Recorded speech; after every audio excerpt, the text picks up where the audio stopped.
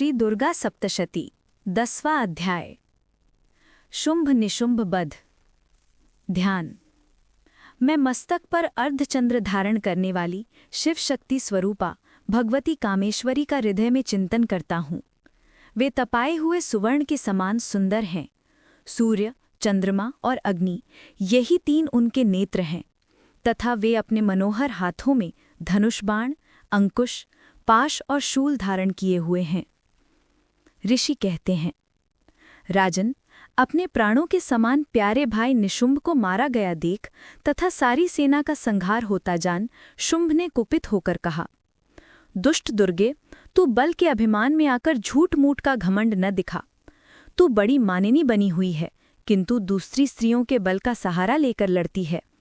देवी बोली, ओ दुष्ट, मैं अकेली ही हूँ। इस संसार में मेरे सिवा दूसरी कौन है? देख, ये मेरी ही विभूतियां हैं, अतः मुझी में प्रवेश कर रही हैं। तदंतर ब्रह्माणी आदि समस्त देवियां अंबिका देवी के शरीर में लीन हो गई। उस समय केवल अंबिका देवी ही रह गई। देवी बोली, मैं अपनी ऐश्वर्य शक्ति से अनेक रूपों में यहाँ उपस्थित हुई थी। उन सब रूपों को मैंने समेट लिया। अब अकेली ही युद्ध में खड़ी हूँ, तुम भी स्थिर हो जाओ। ऋषि कहते हैं, तदंतर देवी और शुंभ दोनों में सब देवताओं तथा दानवों के देखते देखते भयंकर युद्ध छिड़ गया। बाणों की वर्षा तथा तीखे शस्त्रों एवं दारुण अस्त्रों के प्रहार कारण उन दोनों का युद्ध सब लोगों के लिए बड़ा भयानक प्रतीत हुआ। उस समय अंबिका देवी ने जो सैकड़ों दिव्य अस्त्र छोड़े, उन्हें दैत्यराज शुंभ ने उनके निवारक अस्त्रों द्वारा काट डाला। इसी प्रकार शुंभ ने भी जो दिव्य अस्त्र चलाए, उन्हें परमेश्वरी ने भयंकर हुंकार शब्द के उच्चारण आदि द्वारा खिलवाड़ में ही नष्ट कर डाला। तब उस असुर ने सैकड़ों बाणों से देवी को आच्छादित कर दिया। ये देख क्रोध में भरी हुई उन देवी ने भी बाण मारकर उसका धनुष काट डाला। धनुष कट जाने पर फिर दैत्यराज शुंभ ने शक्ति हाथ में ली, किंतु देवी ने चक्र से उसके हाथ की शक्ति को भी काट गिराया। तत्पश्चात दैत्यों के स्वामी शुंभ ने 100 चांद वाली चमकती हुई ढाल और तलवार हाथ में ले उस समय देवी पर धावा किया। उसके आते ही चंडिका ने अपने धनुष से छोड़े हुए तीखे बाणों द्वारा उसके सूर्य किरणों के समान उज्ज्वल ढाल और तलवार को तुरंत काट दिया। फिर उस दैत्य के घोड़े और सारथी मारे गए। धनुष तो पहले ही कट चुका था, अब उसने अंबिका को मारने के लिए उद्यत होकर भयंकर मुद्गर हाथ में लिया।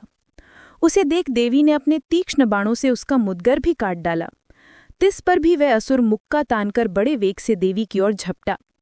उस दैत्यराज ने देवी की छाती में मुक्का मारा, तब उन देवी ने भी उसकी छाती में एक चांटा जड़ दिया। देवी का थप्पड़ खाकर दैत्यराज पृथ्वी पर गिर पड़ा, किंतु पुनः सहसा पूर्ववत उठकर खड़ा हो गया।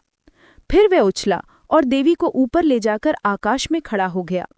तब देवी चंडिका आकाश में भी बिना किसी आधार के ही शुंभ के साथ युद्ध करने लगी।